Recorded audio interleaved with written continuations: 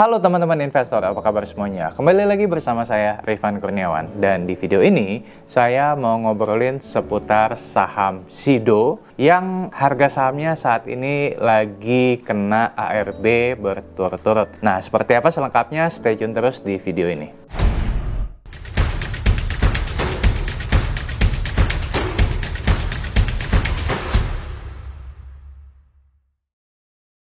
Oke, langsung kita mulai aja ya. Nah, jadi teman-teman bisa lihat di gambar sini ya, bahwa harga saham SIDO muncul itu turun cukup signifikan karena sudah auto reject bawah 3 kali berturut-turut sampai dengan video ini dibuat. Dan harga sahamnya saat ini itu udah bisa dikatakan sama lah ya dengan harga saham 1 tahun sebelumnya ya, di bulan Agustus 2021. Jadi kalau misalkan teman-teman mungkin beli sahamnya di bulan Agustus lalu sempat floating profit ya, dan kemudian sekarang ini harga sahamnya malah turun lagi dan alias keuntungan tersebut jadi hilang. Nah, apa sih penyebab dari turunnya harga saham SIDO sampai auto reject bawah berjilid-jilid? Kita coba buka ya laporan keuangan kuartal 2 2022-nya SIDO. Nah, di sini kita lihat dulu penjualan dan laba brutonya SIDO. Jadi, di laporan keuangan kuartal 2 2022-nya penjualan SIDO memang mengalami penurunan, di mana per kuartal 2 2022 penjualan SIDO tercatat sebesar 1,61 triliun rupiah atau melemah 2,6% secara year on year jika dibandingkan dengan kuartal 2 2021 lalu yang sebesar 1,65 triliun rupiah. Ditambah lagi, di tengah penurunan penjualan, beban pokok penjualan atau COGS dari SIDO muncul juga naik sebesar 4,5% year on year dari 724,7 miliar rupiah per kuartal 2 2021 lalu menjadi 757,6 miliar rupiah per kuartal 2 2022. Dan hal ini menyebabkan laba bruto dari SIDO muncul juga akhirnya turun 8,1% secara year on year dari 930,1 miliar di kuartal 2 2021 lalu menjadi 854,4 miliar rupiah di kuartal 2 2022 ini. Oke, nah sekarang kita coba lihat breakdown pendapatan dari SIDO muncul. Ya, SIDO muncul membagi usahanya menjadi 3 lini bisnis ya teman-teman. Yang pertama ada jamu herbal dan suplemen. Contoh produknya seperti yang kita ketahui adalah tolak angin. Kemudian ada segmen kedua yaitu makanan dan minuman. Ya, seperti kita tahu contohnya adalah Kuku Bima. Kemudian juga ada segmen farmasi yang menjadi lini bisnis ketiganya. Nah, kalau kita lihat di dalam laporan keuangannya SIDO, yang membuat pendapatan SIDO turun di kuartal 2 2022 ini adalah di segmen jamu herbal dan suplemen. Jadi penjualan dari tolak anginnya tadi, yang dimana pada kuartal 2 2021 lalu masih tercatat sekitar 1,06 triliun rupiah. Di kuartal 2 2022 ini turun tipis ya menjadi 988 miliar rupiah. Sementara dari segmen makanan dan minuman seperti Kuku Bima tadi masih mencatatkan kenaikan pendapatan dari 526 miliar rupiah menjadi 544 miliar rupiah. Jadi kalau kita hitung dengan persentase, penjualan dari jamu herbal dan suplemen ini di semester 1 2022 turun sebesar 7,3% year on year. Sementara segmen food and beverage-nya mengalami kenaikan pendapatan sebesar 3,5% year on year.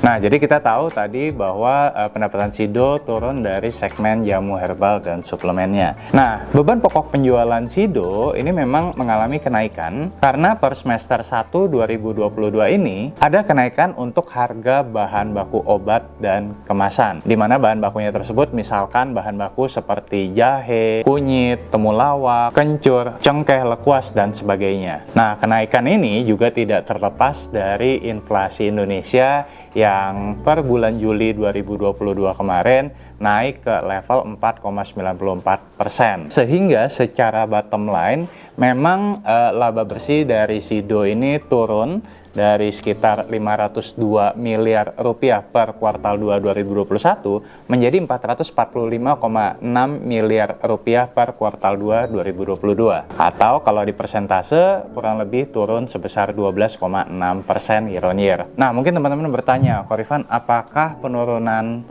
dari kinerja SIDO ini adalah yang pertama kalinya terjadi? Nah, jadi kalau kita coba tarik data sampai dengan beberapa tahun ke belakang, teman-teman, kita bisa lihat bahwa penurunan kinerja baik dari sisi pendapatan maupun dari sisi laba bersih Sido ini bukan pertama kalinya terjadi. Memang kita tahu bahwa Sido adalah salah satu perusahaan yang terus mencatatkan pertumbuhan pendapatan dan laba yang konsisten, akan tetapi pada tahun 2016 ke 2017 Sido juga sempat mencatatkan pertumbuhan yang negatif. Nah, di sini teman-teman bisa lihat, saya sajikan data laporan keuangan Sido year to date Q2 dari 2016 sampai dengan 2022 ya. Jadi ini sama-sama datanya adalah year to date Q2 ya, bukan full year. Nah, di sini kita bisa lihat bahwa pada saat Q2 2016 Sido mencatatkan pendapatan sebesar 1,29 triliun rupiah dan kemudian di Q2 2017 sempat turun ke 1,21 triliun rupiah. Hal tersebut juga berdampak pada laba bersih Sido, di mana Sido yang sempat mencatatkan laba bersih sebesar 265 miliar rupiah per kuartal 2 2016 sempat turun menjadi 245 miliar per kuartal 2 2017. Nah, tapi yang menarik adalah setelah terjadi koreksi dari kinerja pada tahun 2017, Sido mampu bangkit. Dimana kalau teman-teman lihat di sini, tahun 2018 sampai dengan tahun 2021 lalu, pendapatan dari Sido ya malah kembali meningkat lebih tinggi lagi dibandingkan dengan tahun sebelumnya. Ya, demikian pula dengan laba bersih dari Sido yang sempat terkoreksi di 2017 tadi juga kembali tumbuh lebih tinggi lagi sampai dengan tahun 2021 lalu. Nah, yang menariknya adalah ketika terjadi penurunan kinerja di tahun 2017 yang lalu, market juga sempat menghukum harga saham Sido sehingga harga saham Sido juga terkoreksi cukup signifikan ya, kurang lebih sebesar 25% di tahun 2017 lalu.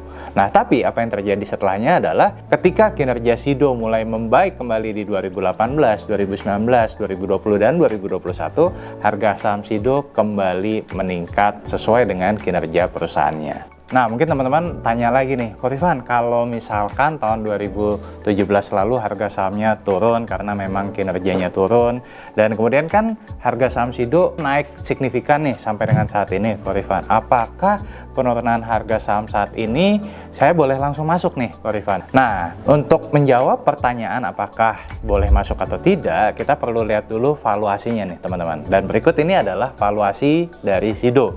Di sini kita bisa lihat dari sejak Sido IPO pada tahun 2013 lalu ya sampai dengan tahun 2022 ini, bisa dikatakan bahwa valuasi per saat ini adalah salah satu valuasi yang termahal dari Sido. Jadi saat ini Sido divaluasi pada price to earning ratio 26,6 kali. Di sini teman-teman bisa lihat adalah yang tertinggi dari tahun 2013 sampai dengan tahun 2022 ini. Ya, demikian pula kalau dilihat dari sisi price to book value, saat ini Sido divaluasi sekitar 7,3 kali dari book value-nya.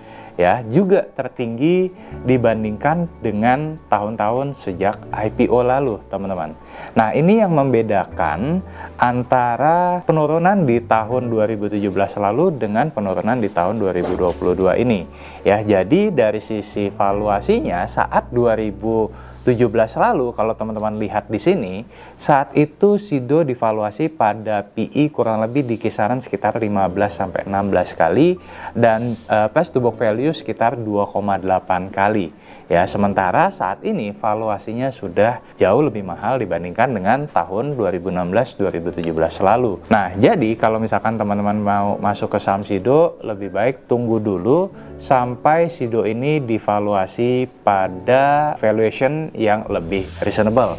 Ya, kalau kita lihat dari historical, ya alangkah baiknya kalau teman-teman bisa mengkoleksi Sido pada PI di bawah 20 kali dan pada price to book value di kisaran sekitar di bawah 4 kali. Hal ini untuk meminimalisir risiko kerugian ya apabila teman-teman memutuskan untuk investasi di saham Sido ini.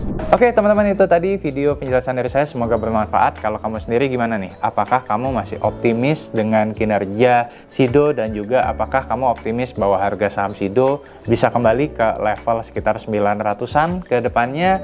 Coba share pendapat kalian di kolom komentar.